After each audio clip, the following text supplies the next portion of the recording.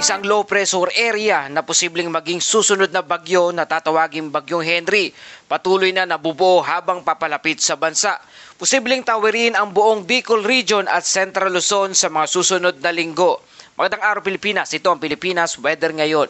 Narito natin update sa panahon. Kung bago ka lang sa ating channel, please like, share, and subscribe para lagi kang updated sa panahon. Salamat sa iyong suporta. Mga kababayan, ngayong araw ng Sabado, June 27, 2026, narito na ating update sa panahon. Mga kababayan, sa pinakabagong weather update para sa buong bansa, sa mga pangunahing balita ngayong araw, dalawang weather disturbance ang mahigpit na binabantayan ng mga weather agencies sa kanlurang bahagi ng Pacific Ocean. Bagamat wala pang direktang banta ng bagyo sa ating kalupaan ngayon, may posibilidad na magdala ang mga sistemang ito ng malawakang pag-ulan at mas aktibong panahon sa pagsisimula ng susunod na linggo. Kaya kung kayo ay nasa Bicol Region, Eastern Visayas, Mindanao, Metro Manila at maging sa ibang bahagi pa ng Luzon at Visayas, mahalagang samahan niyo kami hanggang sa huli ng ating ulat. Unahin natin ang Invest 96W. Namata ng sentro nito sa layong 1,145 km silangan ng Siargao Island, Surigao del Norte. Sa kasalukuyan, isa pa lamang itong tropical disturbance at hindi pa isang ganap na low pressure area o bagyo. Gayunpaman, kapansin-pansin ng satellite images ang pagdami ng mga thunderstorm sa paligid ng sirkulasyon nito. Ayon sa ilang forecast guidance, maaari itong maging isang mababaw na low pressure area sa mga susunod na oras habang unti-unting kumikilos papalapit sa silangang bahagi ng bansa. Kahit hindi pa ito magiging ganap na bagyo, sapat na ang laki ng moisture na dala nito upang magpasimula ng mas malawak na pag-ulan sa Eastern Visayas at malaking bahagi ng Mindanao sa loob ng 48 oras.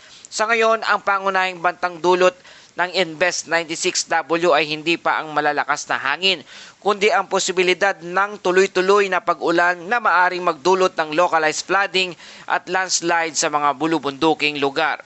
Batay sa kasalukuyang forecast ng ilang weather model, may posibilidad na kumilos ang sistemang ito papalapit sa Eastern Visayas at Bicol Region pagsapit ng Lunes at Martes.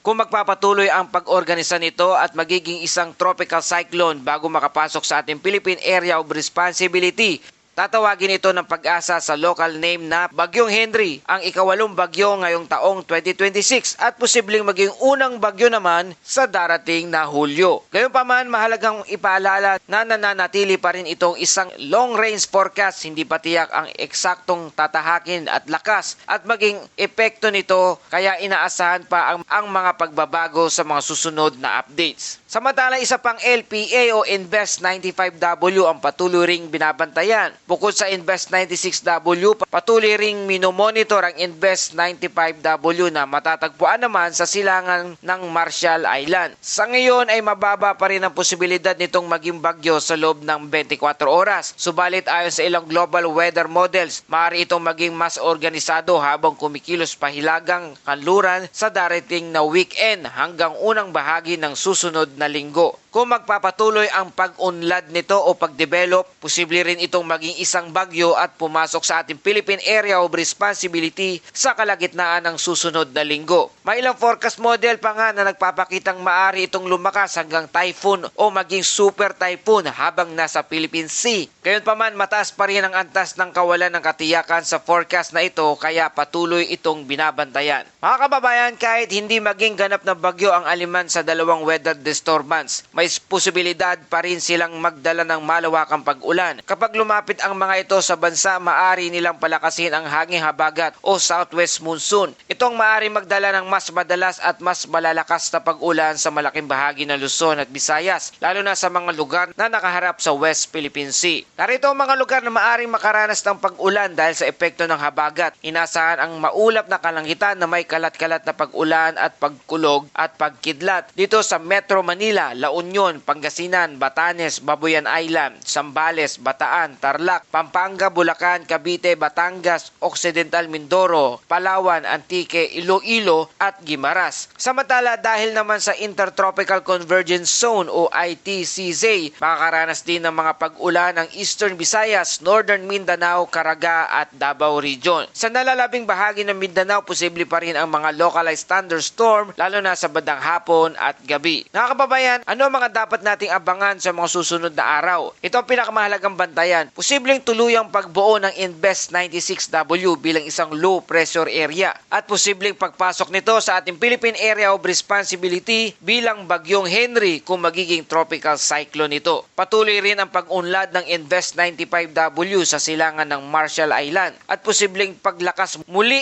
ng hanging habagat. Mas madalas na pag-ulan sa lugar ng Luzon, Visayas at ilang bahagi ng Mindanao. Samantala mga kababayan, narito naman ang inaasahang lagay ng panahon sa iba't ibang bahagi ng ating bansa ngayong araw. Patuloy na nangingibabaw ang hanging habagat o southwest monsoon sa malaking bahagi ng Luzon at Visayas. Dahil dito inaasahan ang mas maulap na kalangitan at mas madalas na pag-ulan sa maraming lugar lalo na sa mga nakaharap sa West Philippine Sea. ITCZ nagdudulot din ng mga pag-ulan sa silangang bahagi ng bansa. Dahil dito inaasahan ang maulap na kalangitan na may kalat-kalat na pag-ulan at pagkidlat sa lugar ng Eastern Visayas, Northern Mindanao, Caraga Region at buong Davao Region. Ang mga pag-ulang ito ay maaari ring maging katamtaman hanggang malakas sa ilang pagkakataon, kaya hindi rin inaalis ang posibilidad ng pagbaha at landslide lalo na sa mga lugar na nakakaranas ng sunod-sunod na pag-ulan nitong mga nakaraang araw. Sa nalalabing bahagi naman ng Luzon at Visayas, inaasahan ang bahagyang maulap hanggang maulap na kalangitan na may mga paminsan-minsang pag-ulan at thunderstorm, dulot pa rin ng hanging habagat. Bagamat hindi tuloy-tuloy ang pag-ulan sa mga lugar na ito, maaari pa rin magkaroon ng biglaang malalakas na thunderstorm lalo na sa hapon at gabi. Kaya't huwag pa rin maging kampante dahil posible pa rin ang localized flooding sa oras ng matinding buhos ng ulan. Samantala sa nalalabing bahagi ng Mindanao, inaasahan ang bahagyang maulap hanggang maulap na kalangitan na may mga pulupulong pag-ulan at thunderstorm dulot ng localized thunderstorm. Karaniwang nabubuo ang mga thunderstorm na ito sa hapon at gabi dahil sa matinding init sa maghapon. Bagamat